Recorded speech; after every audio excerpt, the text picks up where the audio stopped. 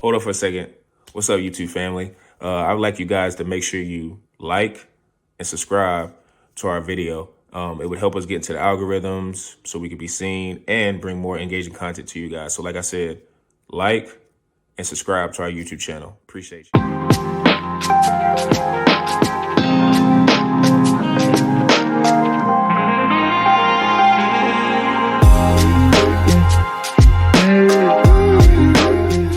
Welcome to another edition of the Pick and Downs podcast. I'm your host per usual, Sean Tyson, here with Zhu and Peebush. How you guys doing? Oh man, just unbelievable shock value this past weekend. We're gonna dive into it here shortly, but man, we said it last week. NBA is right around the corner. Well, that corner happened to be right in front of us. I just said this right before we started, but man, Adam Silver, the league, whatever you want to call it, they were ready to get back into the headlines of sports media after all this insane NFL stuff, pretty much the whole season, whether it's injuries, successes, comeback players, etc. But man, oh man, the NBA knows how to do it, and this is why the NBA trade deadline is easily the best in sports. 100%, like absolutely. Because when I saw this news, I think it was like around midnight at night, and I don't know, I was just scrolling through Twitter after grabbing a little dinner, and I was like, I think I was kind of sleepy too.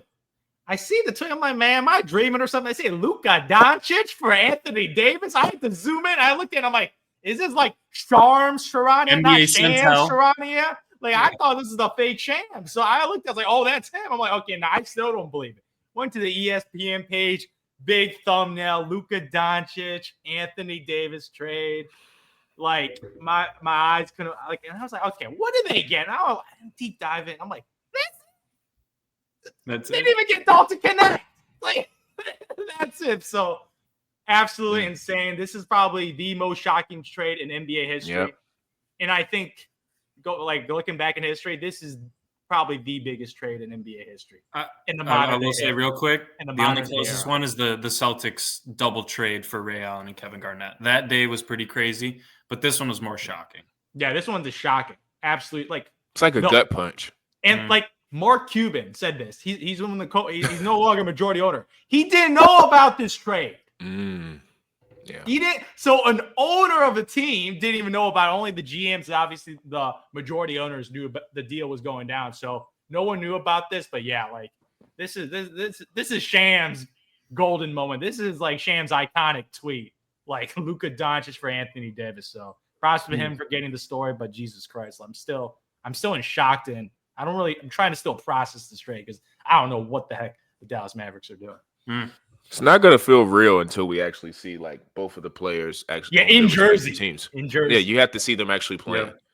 It's just it took everybody by storm. I was telling Peebush before we got on here. It's like them putting it out that late at night, knowing most people go out on Saturday nights. It was just a really good plan because not only are you, let's just say you're at a sports bar and you're just talking amongst your friends, it just is going to get the chatter going. You're going to get on Twitter, you're going to get on X, you're going to comment on Instagram. It's just, and shout out to the social media teams who kind of do those fake jersey swaps and things like that had them up and up and ready. Kudos to them because I'm pretty sure that was them working overtime. But yeah, like most people, we were shocked thinking it's fake, and it ended up being real. So Peebush, speaking of the Luka trade, what is let's just start like, we kind of already know the shock and stuff of that, but what is your thoughts on like the trade from Dallas, the Lakers, whoever? Yeah. I'm going to start with the reason, man. And I might piss off Zhu a little bit here because I know we've had a couple discussions about the game style of Luka Doncic, the little heliocentric aspect, man. I was racking my brain all night because Zhu texted me. He Zhu bombed me, as I like to say. Shout out Woj, now a GM, no longer dropping bombs. But when I got that text, I was like, there have to be a couple reasons why this could have happened. Right, you're talking about disgruntled management and player relationship, right? That's usually one of the top ones that we see in any sport for moving on from even a great player. But this is a little bit beyond. I know we already mentioned the shock value, but it had to be that. Maybe the timetable. I don't know if the Kyrie timetable, the meshing with Kyrie. Who the heck knows? I mean, they made the finals, but they got obliterated. Let's be honest. They got absolutely obliterated. Boston's a monster. That's fine.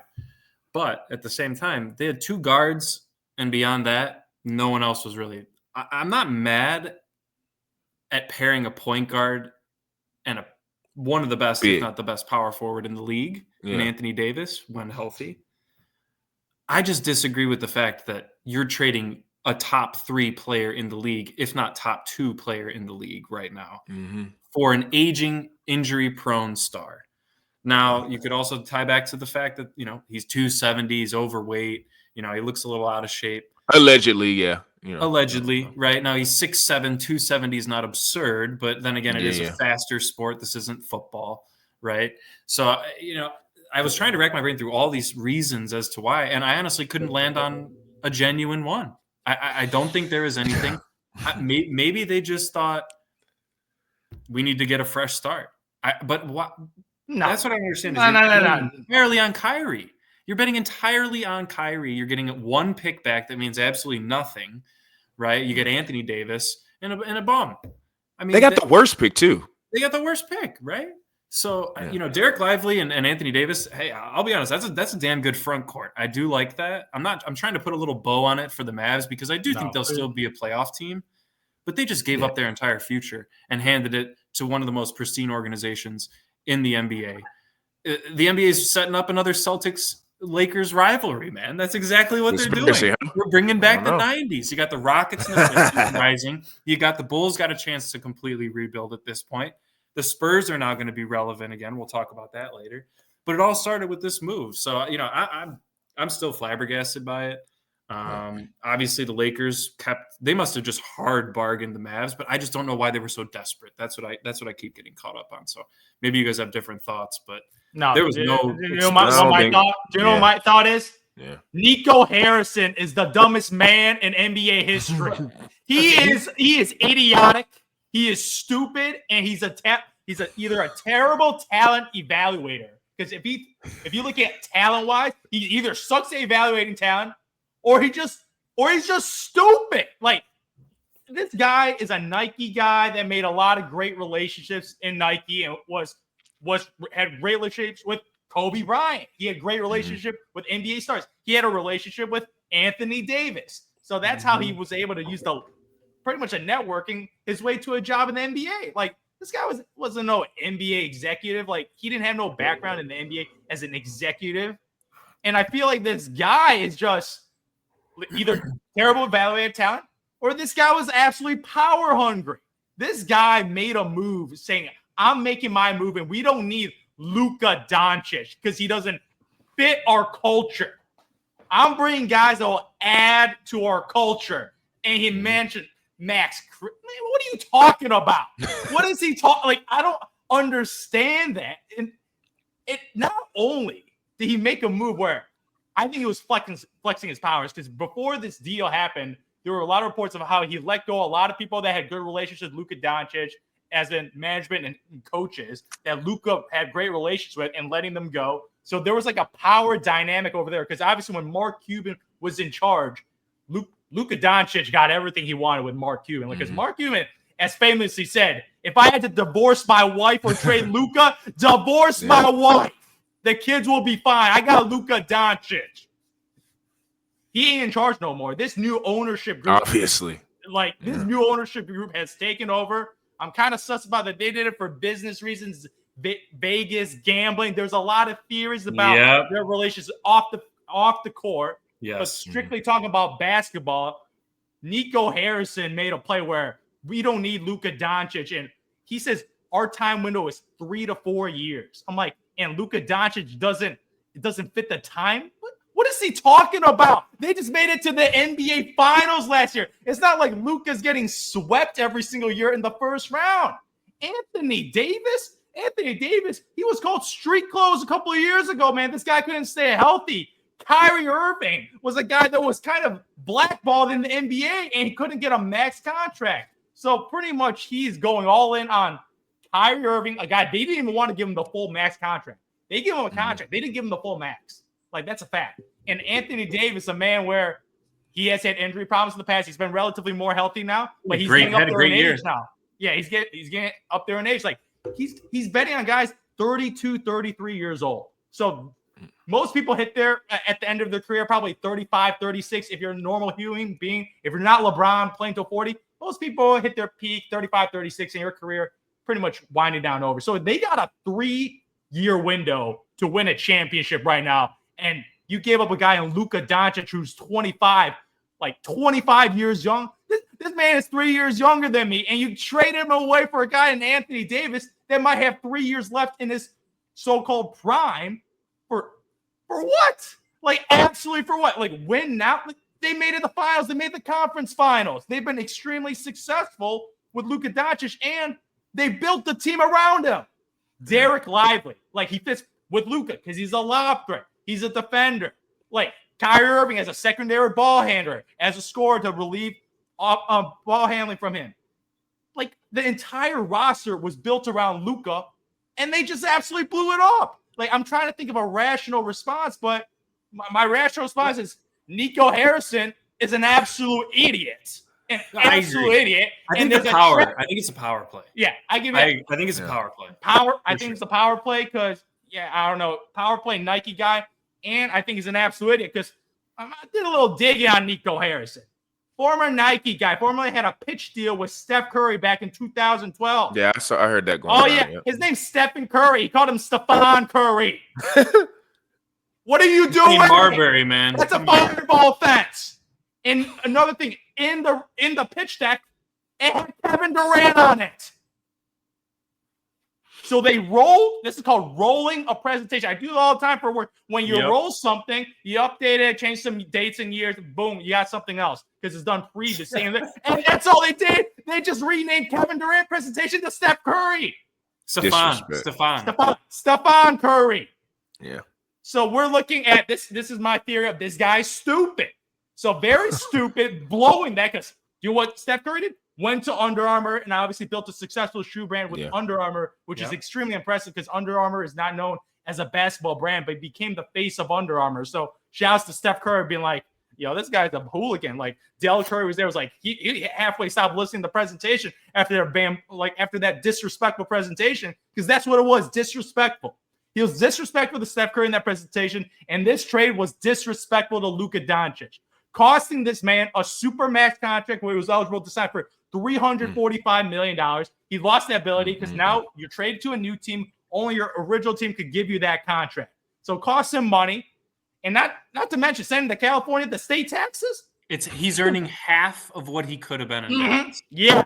So you're talking about the economics of take-home pay. You absolutely screwed Luka. And they mentioned like some rooms that they were worried about the upcoming summer in the contract deal. Luka's like, what are you talking about? I would have signed that max contract extension, Supermax, immediately. So it wasn't that Luka wanted out or Luka was being like, I don't know if I would sign an extension. He wanted to stay there. He talked about loyalty in his interview with the Lakers that he believes in loyalty. It's a very European thing, believe in loyalty and the team that believed in you and drafted you. He wanted to be the next legend, the next Dirk Nowitzki of this franchise, the next European superstar. He wanted to be there. Like if Luka wanted out and they make this trade, okay, things happen. Your star doesn't want to happen, but he wanted to stay, and they backstabbed him and shipped him out. And the whole he got back. He couldn't get Dalton connected an extra first-round pick. You throwing me Rob Pelinka? I'm actually not mad. I think Max Christie's got a little bit higher. He looked good in that Knicks game. Okay. He might be a nice. Just tomato, whatever. From Chicago, man. Rolling Meadows. They could have got if Rob Pelinka's like, nah. You don't think they could have negotiated? You throwing Dalton Connect in a first round pick? You got both, What? Yeah. You could have got both. 100% don't do it. 100% don't do it. And everyone would still say the Lakers absolutely killed it with this deal. Mm-hmm. So it was you do the deal, you make a decision on Luka, okay, whatever. But you don't even get the best return. That's the problem too. You couldn't get a rookie who's a nice shooter, but he ain't no change in your franchise and a first round pick in the future. That is unacceptable. And those assets could be used to get more players. So poor negotiation, not telling anyone. It sounded like Rob Pelinka and him had like a grooming situation, man. Like, what is going on? Like they said he was buddy with Nike. Like they worked together. Mm-hmm. Like it's really weird situation. They were really close friends and pretty much. But the owners had to have signed off to. Yeah, the owners did. That's my point. That's I think this is more of the owners. We think these GMs have so much power. No, these owners, especially dealing with Luka, they have the main call on that, bro. with Luka. Now, if it's Derek Lively, maybe he can make that rogue move. But if it's a player like Luka, he has to go to the owners and say, "Hey, what do you think?" And the owner's like, "Yeah, sure." There's no way he does that rogue because he wouldn't have a job if he did. The trade wouldn't go through. He mentioned that. He brought it to the owner, and what the owner, he laughed. He's like, "What are you talking about? It's a joke." No. The owner's daughter's or her son-in-law laughed. Mm-hmm. Adelson, the owner, the richest woman, one of the richest women in the world, was the one that signed off on it. And there was no talk about that. Patrick Dumont. You're talking about Patrick Dumont? Yeah. Dumont. That his mother-in-law is the owner. He's just in for like 5% of what they put up the money. She's the one calling the shots. So, I mean, he might have laughed, and I would have laughed. We all would have. Yeah, that is a laughable basketball laughing, But you know what Nico did? He said, let me go to the person that's really going to make the call.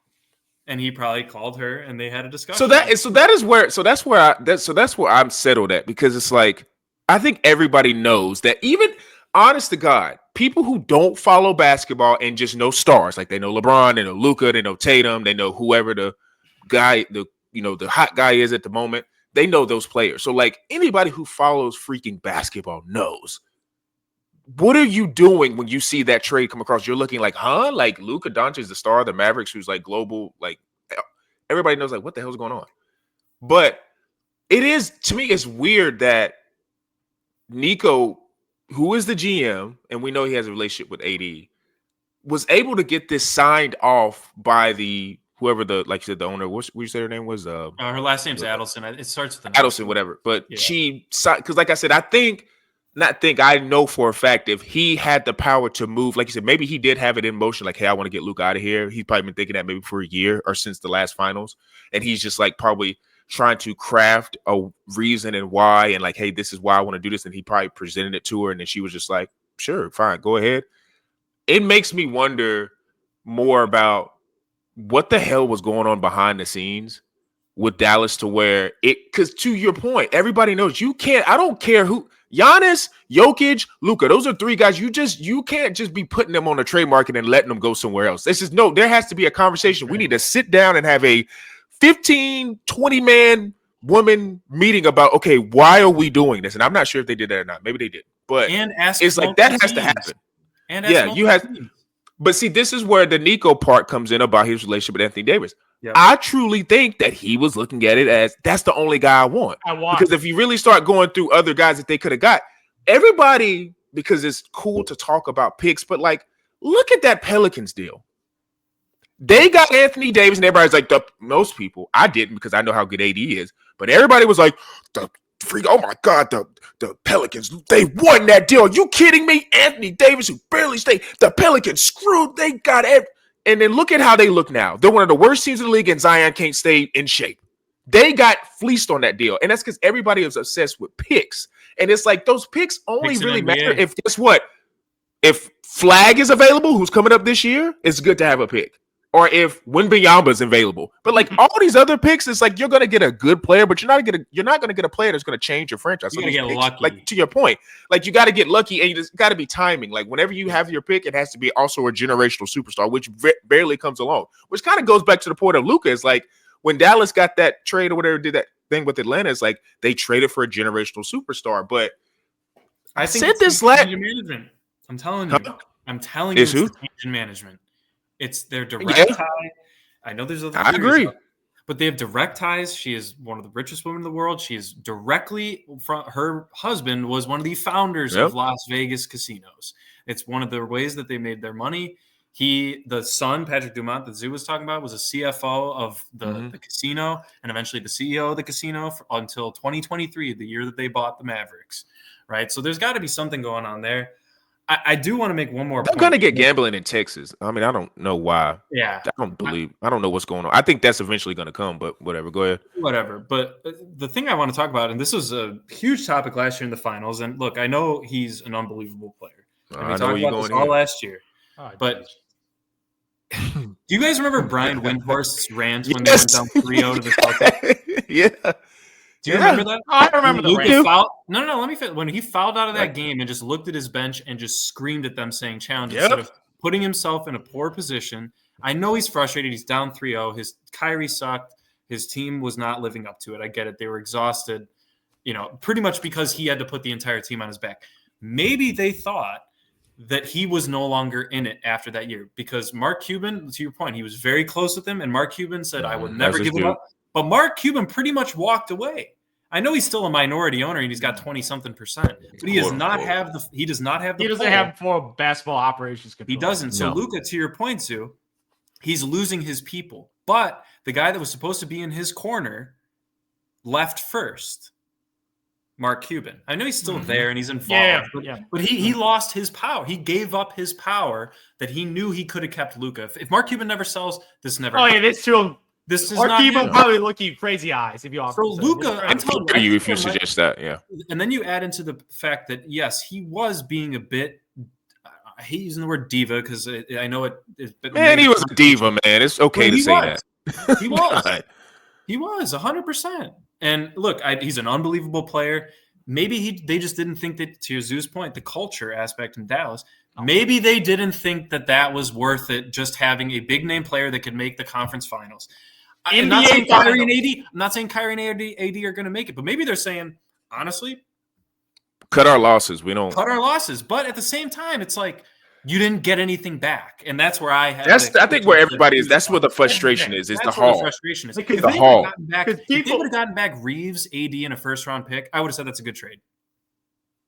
Maybe 2 first-round picks, but yeah, add another first round. I still would have said it was an awful trade, but it would have been a little better. But they just didn't get anything. There could be something with Luka. He seems very pissed off at the league in general. It comes off that way. He doesn't he's always in the ref's face. He's always like that. Maybe I told you that last year. Maybe they know something. There's something too. There is, like you said, if you want to play devil's advocate, I think everybody agrees that the trade is stupid. But if you want to play devil's advocate, it's like, dude, when Brian Windhorst is one of the most measured media members we have.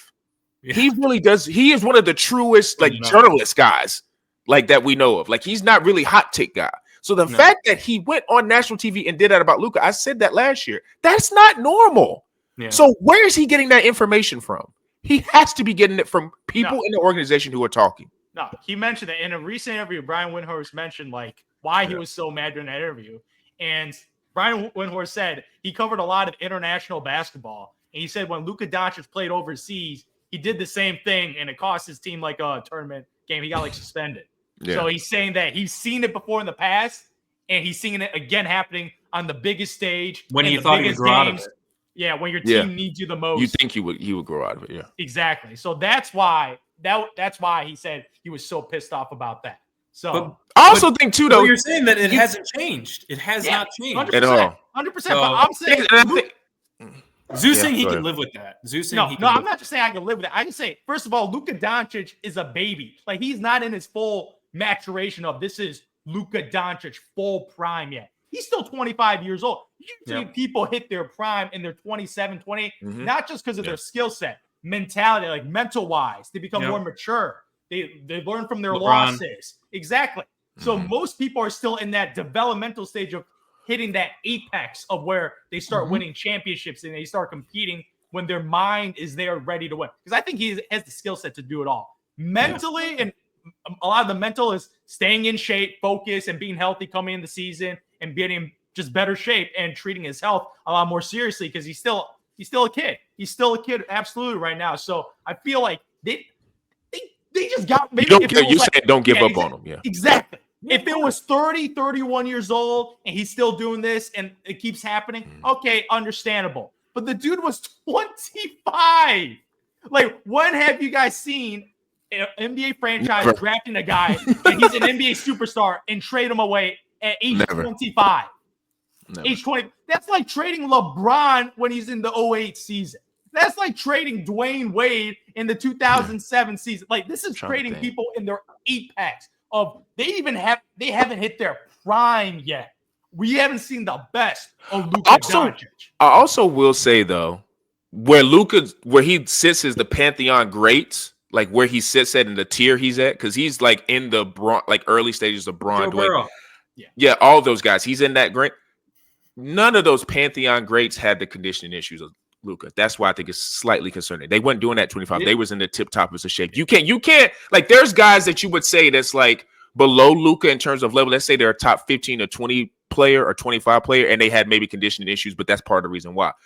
I think part of where the struggle is Luka's so great. Like, he's in that tier of LeBron, Kobe, this is dare say Michael Jordan, whoever. He's in that Giannis, Jokic tier. Yeah. And he has conditioning injuries. It's like, if you're the great, like, people who are that great at that sport, they don't have those issues because they're wired different. And I think that's maybe where they're looking at it. And it's just like, because again, it's the same thing. It's like they see them more. Like, we only see Luka on game day and in his pictures on Instagram, but like apparently, like, his bringing his whole staff, and they had to fire a lot of people because they were enabling him. And it's like, if they knew in Dallas he was too like self-centered in his crew and he was never going to get his conditioning right, but then maybe it was good for him to get a fresh start somewhere else. Then maybe, like you said, if you're under a guy like LeBron or you're in that spotlight like LA, maybe you get to your point, Zoo, like the kick in your mind, like, okay, I need to start taking this serious. And maybe that was never going to happen in Dallas. That's maybe why you could argue, but still, we all agree it's a stupid ass trade because you didn't get the hog you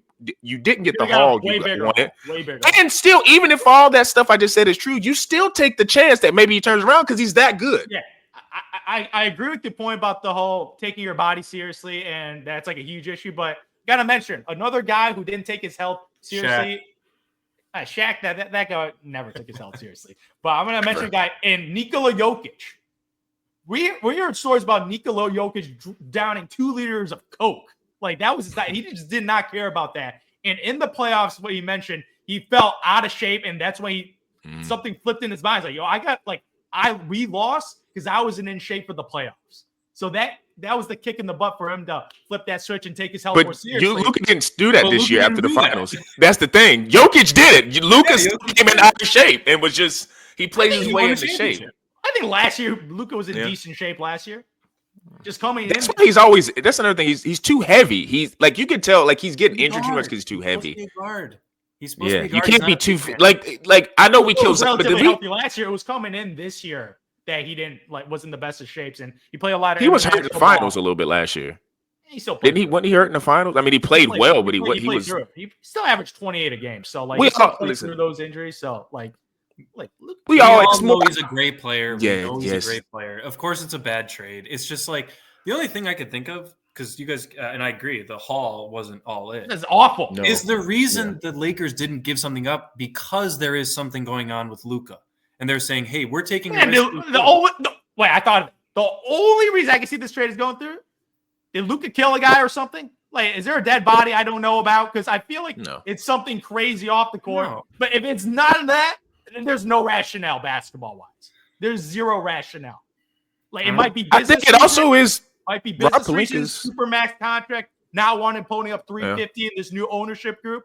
That's part of it, but not all of it. That might be part of it. It might be business reasons, but I'm talking strictly basketball. And if you're trying to win a championship in the next decade, like, you don't get rid of a guy like Luka Doncic. Like, nobody trades those guys. No. Yeah. We agree. Nico Harrison He's trading. And I don't know if you guys watched the Nico Harrison interview, like post-trade. I watched it. Yep. Sounded like an absolute clown and idiot. Making jokes. Jason Kidd looked like what? Jason Kidd like a hostage. He wanted to murder him. He was like a hostage. He's just sitting there like, Jason Kidd, like, he's like, I gotta get my mouth shut. I might get fired if I say anything like disagreeing with this guy because he just shipped out Luka Doncic. What's he gonna do to me if I disagree with him? Yeah, Anthony Edwards said the same thing. He's like, hey, give me a call. Yeah, give me a call before you make a move on me. I do think he wanted to make this trade and he has a relationship with Anthony Davis, but it's hard for me to put it all on Nico because Luka's such a huge star. It has to go through ownership. He didn't trade Derek Lively. You think Nico could make that trade and the ownership didn't know? He'd be fired. So that means I think it's 50-50. I think Nico really wanted AD, zeroed in on him. He had a relationship with Rob Pelinka. Rob Pelinka, who's a master at this game, even though he's been up and down as a GM, he's a master. Nico's young. He manipulated that situation, and Nico went up there and sold it because part of his job as a GM is to sell trades. So he sold it to ownership, who was maybe on the fence. And they're like, okay, we trust you. Go ahead and do it. But they got to sign off on that. It's Luka Doncic. You can't just trade Luka and think, and go to the new owners and be like, hey, just to let you know before this hits Sham's phone, I traded Luka. They would be pissed. Wait, you didn't bring that up to me? You're No, fired. he brought it up. He brought it up. Yeah, so I think it's 50-50. But the thing is, the ownership people aren't basketball people, so they don't really know what's going on. They know Luka, though, and they know tickets. Like her, the owner, they know ticket money. They know Luka is the star.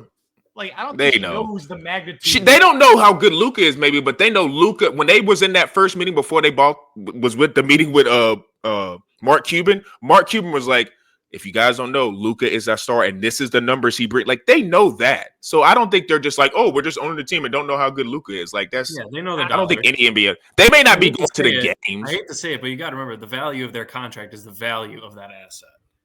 Yeah, it is a business at the end of the day.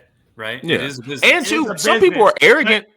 It also is arrogance. Does play to your point, so I think there is arrogance on Nico's part of like he thinks they could go as far as they can go with Anthony Davis, Lively, Kyrie. He thinks that. So I mean, we got to tell. Real quick. But I feel bad for Clay, man. Yeah. He rejected the Lakers contract. It's so ironic. That's crazy. That is so ironic.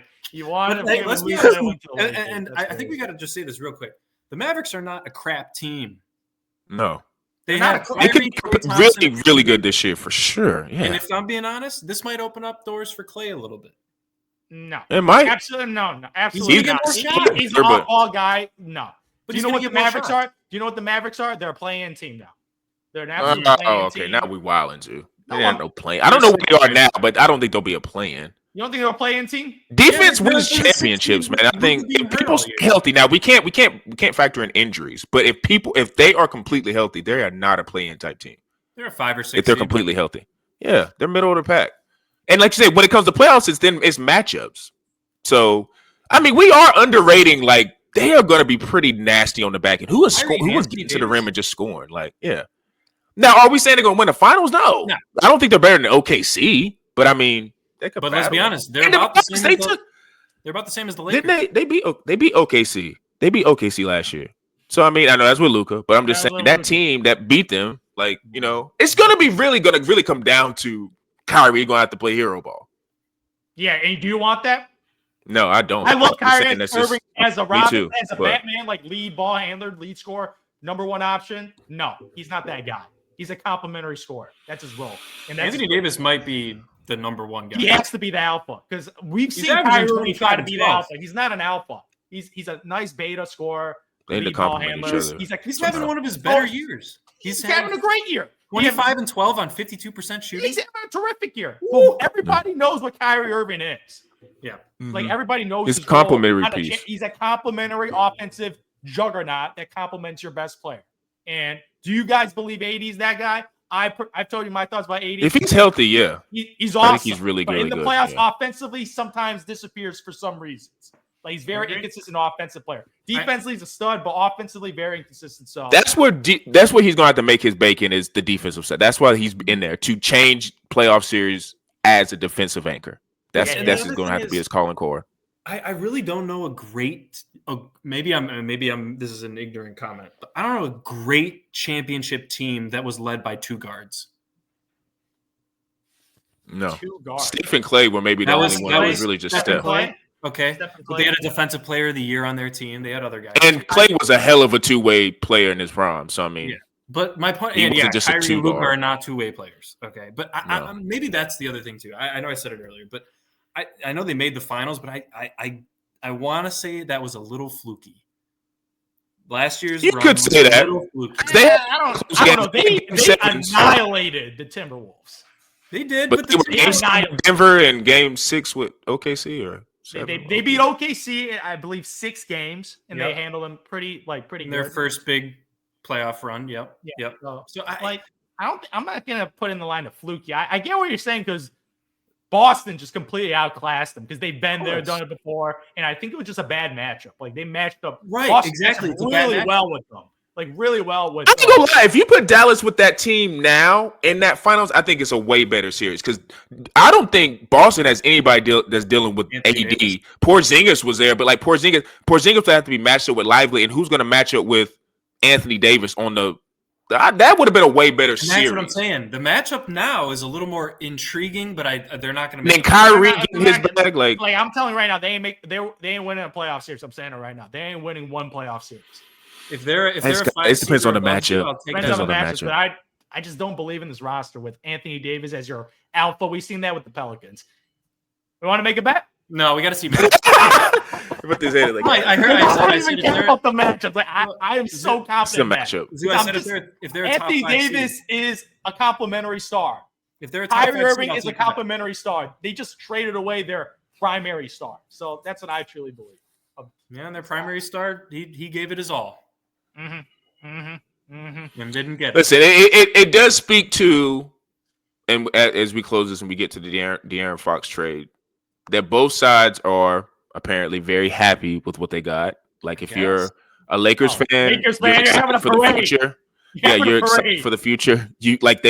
I do understand the people who are really big fans of the NBA and just are pissed off that the Lakers just always continue to have this happen to them. I understand that theory. You have credence now. Like I understand Dallas's point of like, hey, we've seen Luka, so we trade him and we'll see who gets the last level. I see both sides, but it's like at the end of the day, we all can agree they didn't get enough in the trade. And even with all the faults that Luka has, you just sometimes have to just cross your fingers and hope that he would maybe figure it out down the road. But he's going to be the big guy once LeBron leaves. And Nico also didn't Nico also bring up like, whenever that pick, I think the 2029 pick or whatever pick they got, he was like, I'm not going to be here as a GM. So maybe he's just content with years in. That's another thing. He's like 10 years down the line, like, who knows if I'm going to be here? Like, you guys might have buried me by then. I'm like, no, done. Like, his timeline was 3 to 4 years. He's made his cash and he's out. So he doesn't even care about the Mavericks franchise 10 years down the line. Like, that's the guy building your team. And we can't. And I will say, I do agree he shouldn't have did the trade, but it is kind of hard to say he's an idiot for the trade, but you can't say he's an idiot overall because he did build that roster for Luka and it got them to the finals. So, I mean, he's Jalen Brunson. But that was Jalen Brunson had to go because they had Luka. Yeah, they had to have. I mean, Luka's the guy. But I'm just saying once Jalen Brunson was out, he built a team to get. You can't say he's an idiot for the trade, but you can't say he's an idiot GM overall because he did build a team to get to the finals. So I mean, it's not. You got a lot of GMs can't do that, and I know Luka was a big part of that. No, Luka was a huge part of it. You got to put the same thing the Lakers are going to have to do now. They got to figure out how you're going to because once LeBron retires, whatever the hell that is, like you're going to have to build a team around him that makes sense. That's up to Rob Pelinka. He got to figure that out. So the Lakers are starting over exactly where the Mavericks were. Yeah, they're going to. And to be honest, they and that's what have a little bit of a better chance. Yeah, they're going to have to do a better. They might have to. Like they'll have a better chance of getting a second star that maybe fits Luka's style LA versus in Dallas. Like they might be able to get a better second star. I still have yet to hear a player that would mesh well with Luka. What are you talking about? That is a very good point. Ironically, who would mesh well with him? I agree. The guy that got traded from Anthony Davis. Probably so. Lob threat. Right. Exactly. Solid big lob threat defense. Could play off the ball, play on the ball. And that's it, because Zion ain't Zion anymore. So that's what, I wonder what he goes for. I wonder what he goes for. Play with him. I think Kyrie Irving figured it out last year. They played pretty well at that. I think that's, but Kyrie, I think, because they always compare Luka and LeBron, even though they're not athletically the same. Like Kyrie he's a short 2 guard, so Kyrie's going to fit with a lot of guys because he just knows how to score and play the game and make tough shots. You made a start with Luka, just because it's a heliocentric offense that revolves around him. You can find. Zhu got mad at me last year when I kept saying James Harden. But I mean, I don't know. Yeah. I already agree with you. He's a James Harden. James Harden. He shows up in the playoffs. That's the difference. Yeah, that's it. He's better guys in the playoffs that show up. He's gotten the same distance as James Harden. He's got what? And I don't know if Luka finals and lost. He did. And then a conference finals. That's when James Harden was off the bench. And I don't know if James Harden has been good this year. I don't know if Luka ages as gracefully as James Harden. We all made fun of him, but James Harden still is getting buckets and looking really good doing it with the Clippers. So I mean, I don't know. Luka's in the LA Sun. He's going to get a vegan diet or whatever diet that's going to make him lose 20, 30 pounds. He's going to turn into a monster. So he really only needs to lose. They unleashed a monster. They pissed him off. No, he's going to be motivated for sure. This is very disrespectful. Yeah. You messed up my money. We're betting against you. Yeah. We're betting against you. We don't think you can get us. They shorted his stock. Oh, yep. About to lose over 1,000%. That's what's going to happen. But switching to the De'Aaron Fox trade, that was more of a, it kind of the Thunder got stolen out from under it from the Luka trade. It would have been nice if that happened maybe like today or something where it would get a little bit more coverage. But Zhu, what is your thoughts about the three-team trade that you witnessed with Sacramento, Chicago, and Who else was it? San Antonio. San Antonio. Yeah. San Antonio, So, this is just showing 3 tiers of teams right now. San Antonio, this management, they know what the hell they're doing. They got lucky. They got their superstar Wembanyama, but like we ain't wasting time. We're in a second year. This guy, it might be a second-year player, but he almost in his prime already, averaging 25, 10-3 or 10-4 right now. Because Wemby is here. We need a point guard to complement him, an all-star caliber player to pair him up for the next decade. That's what I see, the next decade with De'Aaron Fox. And you know me, I like playoff guys that show up in the playoffs.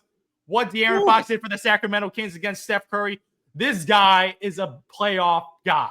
So when the lights are brightest, he ain't gonna shrink from the brief little sample we got in that all-time Sacramento Golden State Warriors series.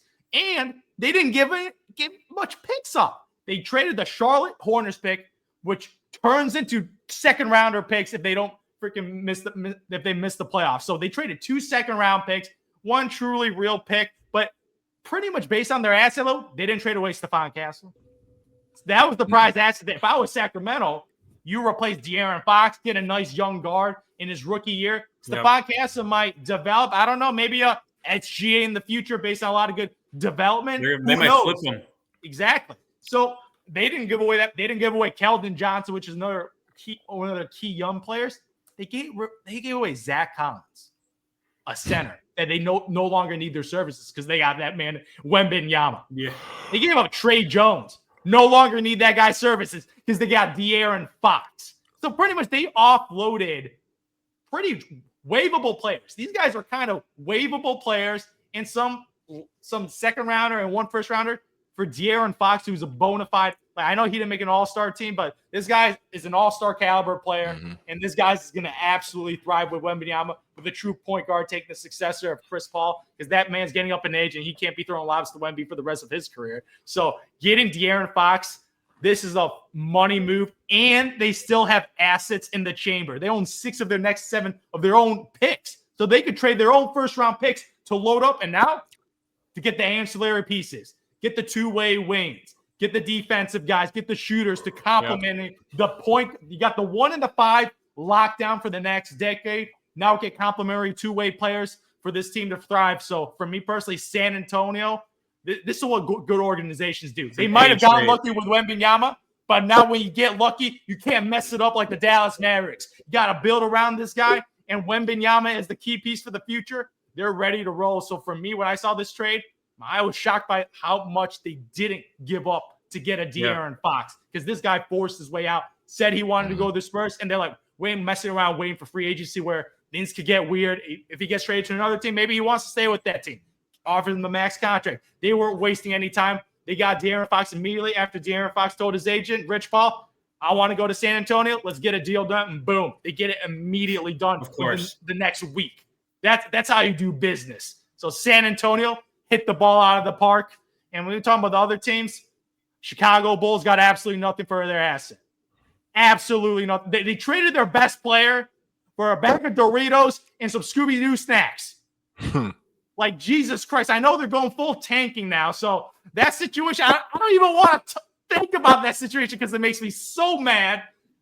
Sacramento is building Chicago Bulls West right now. So, yeah, have fun with mediocrity, 500-level ball club. They did the best they could do with the trade assets, the trade situation they were in. Their star player forced out. They got Zach LaVine, he's having a really good year. Like, he's having an all-star caliber year. It's just the Bulls are really, really bad. So, obviously, no coaches voted him in as a reserve. But this story to me is all about San Antonio, and the Bulls and the Sacramento Kings are just the irrelevant franchises of the NBA right now. I don't know, Zoo. I don't know what's worse, Nico Harrison's 1 blunder or AK and Co. They're 5 blunders in a row. I think I'd rather have Nico Harrison, man. I'm telling you, man. I swear to God. I mean, because this Bulls team, I mean, look, I get it. They're finally doing the rebuild, Zoo. We've talked about this since 2018, since they lost that series to the Celtics, and new Isaiah Thomas. We always got to throw that out there. The new Isaiah Thomas.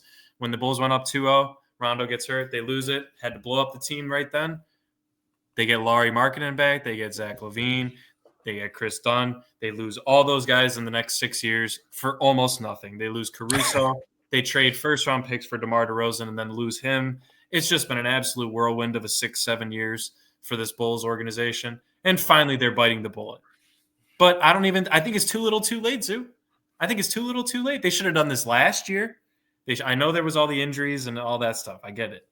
But if they're losing more games this year, they genuinely have a chance for Cooper Flag. Now you're asking them to lose pretty much 90% of the rest of their games to even be relevant in a top 5 draft pick situation, which you really need to be in the top 3, right, to get that even odds compared to the other bottom 2 teams. So I'm out on the Bulls right now. Love them. They're one of my favorite sports teams, but they're unwatchable right now. Can't analyze them at all. They're just blanks. Kings, Zoo, you already called it, man. I mean, I feel bad for Sabonis a little bit. I do. He's a really good player. He's really good player. And now he's around 2. You want to talk about heliocentric players? Yeah. DeMar DeRozan and Zach LaVine, man. Jesus Christ. So, yeah, Zoo, you want to talk about? They are a play-in team. Yeah, they are a play-in team. Maybe by far. You're asking Zach LaVine to pretty much play point guard, and that's just it's either Zach LaVine or Malik Monk. They got 2 guards for days. The same player. They're very much Zach LaVine's a better player. Yeah, Malik Monk is a smaller Zach LaVine. Smaller Zach LaVine and a little less talented. But man, you hit the nail on the head with the Spurs, man. They just, you know what? They are the Pittsburgh Steelers of the NBA, man. They just get stuff done. They have longevity. They might even have a couple rough years, but they know what they're doing in those rough years. They're building assets to eventually do a trade like we just saw on Sunday. It's just ridiculous to me. But, yeah, I mean, I also really like the fact that CP3 he's still there, right? I think they're going to start both of them because CP could play off ball as he's done in the past. And honestly, De'Aaron Fox, he's not a young guy anymore. I mean, he's pretty solid. How old is he? 26, 27?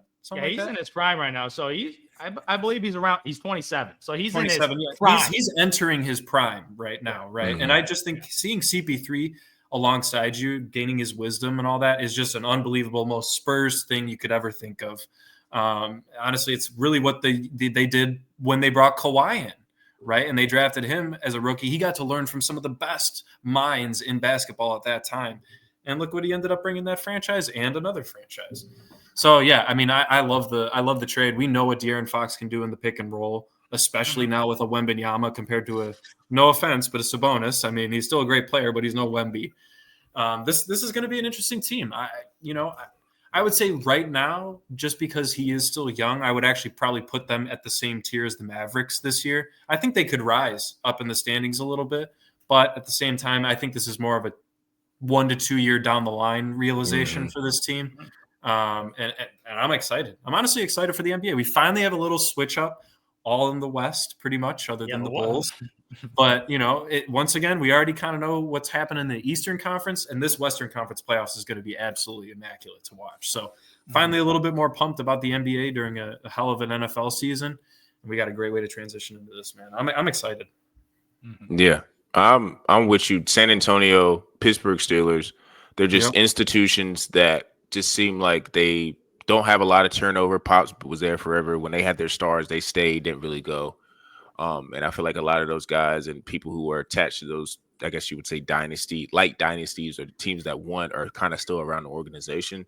So having De'Aaron, you still have Devin Vassell, you still have Keldon Johnson, you still have like switchable wings. You have Stephon Castle, who's going to, make or break their situation in terms of being like the X factor for that team. Yep. It just puts the Spurs in a very, very, I would say it puts them in a trending up, obviously, but with Victor being the guy of the future and like a potential number one guy in the league, it puts them in a very, very, it's hard for me to say like they could win the West because it's OKC, but OKC is still there.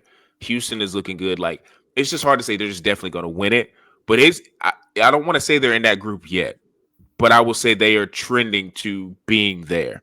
And I think next year could be the year. Yeah, next year could be the year. 1 year away. Yeah, next year and maybe the year after. But I love that for them. Sacramento, I don't know what they're doing.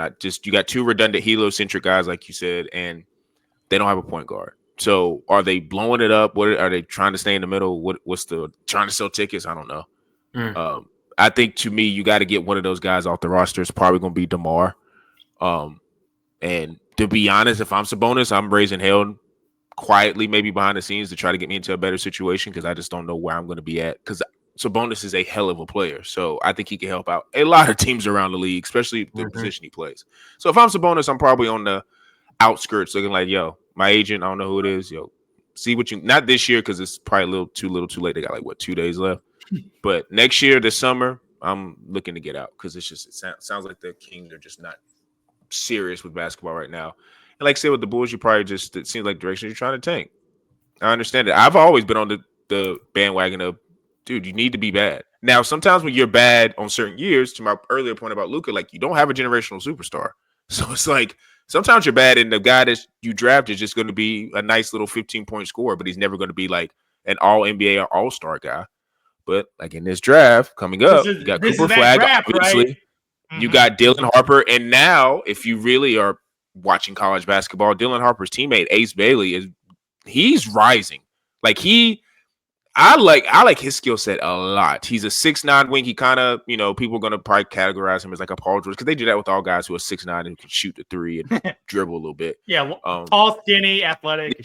Yeah, that's just what they do. But he looks like a guy who's like not really molded yet, but if he gets under the right system and right toolage, he could really blossom because he just has a crazy athletic skill set and he can shoot the ball and he has a lot of post type moves. Like he's good in the mid range. Like he's a cool scorer. So the Bulls angle is like, look, I guess we're going to be bad. And if we get lucky, to your point, people, they get in the top 3. Hey, who knows? Like I said, everybody says San Antonio got lucky. I still think it's a little bit, frozen envelope because, like you said, Wembanyama's going to a competent franchise, and who knows? Like Chicago is one of those cities where we want the Bulls to be good, so it wouldn't be shocking if, like, you guys got in the top 3 and you got the number 1 pick because it's a big market, and a lot of people like to be in Chicago. So who knows? But that's what if I'm the Bulls, I'm not playing around. I don't want guys out there trying to act like, oh, let's go get 40. No, sit down, play your worst players, and just try to get that. The Wizards are good at doing that, Sean. We've never been good at doing that, man. We've never been good at not trying. Just do that. There's no shame in that, especially when that could be a game-changing player that could be on your imagine him and Bazulis, like him and Cooper and Bazulis just running around on the wings. Oof. He's the one bright spot because he hasn't gotten much opportunity this year. But when he's gotten his opportunity last couple of games, 12 points a game on good efficiency, and he's actually just a freak athlete.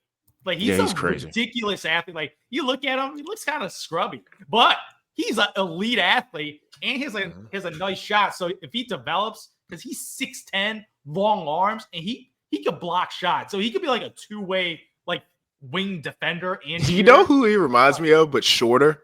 Yeah. But he's shorter, like a shorter player. Remember Poku? He was like the 7'3" guy that was like kind of going through the legs and stuff. I